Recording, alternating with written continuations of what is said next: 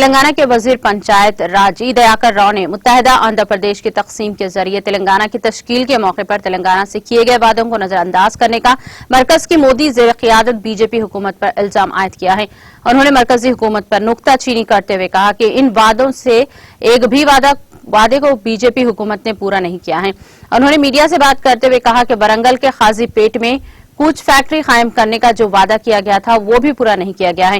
उन्होंने कहा कि बीजेपी हुकूमत ने गुजरात और महाराष्ट्र के लिए कूच फैक्ट्रीज की मंजूरी दी, ताहम तेलंगाना से इस खुसूस में किए गए वादे को नजरअंदाज किया गया और ये बहाना बनाया गया कि यहाँ पर इस मकसद के लिए अराजी नहीं है। राव ने बीजेपी को बोकस पार्टी करार दिया है और कहा कि तेलंगाना मुल्क में ट्रिपल यूनिवर्सिटी के मामले में भी कोई पेशरफत नहीं की गई है। रियासत के एक भी प्रोजेक्ट को कौमी प्रोजेक्ट का दर्जा नहीं दिया गया।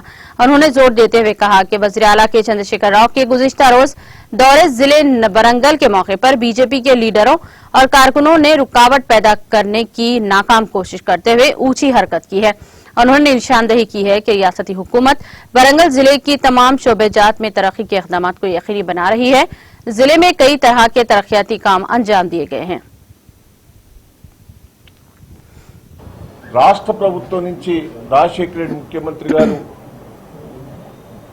అధికారులు వాళ్ళని తోలితే సాక్ష్యాలు కూడా చూపెట్టలేకపోయారు కట్టినట్టు. నేను కోట్ల స్వయంగా కుట్టుకుంటే అప్పుడు మహారాష్ట్ర కొట్టిన దెబ్బలు నేను వినోద్ గారు ఇద్దరం కలిసి సాక్ష్యాలు జడ్జి గారికి ఇచ్చాం. మీరెవరని కూడా కోపడ్డారు మమ్మల్ని.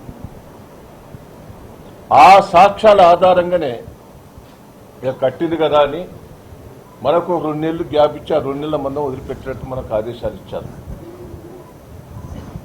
కానీ అయినా కూడా సరైన నీళ్లు రాకపోయింది. కానీ ఇవాళ కాళేశ్వరం కట్టి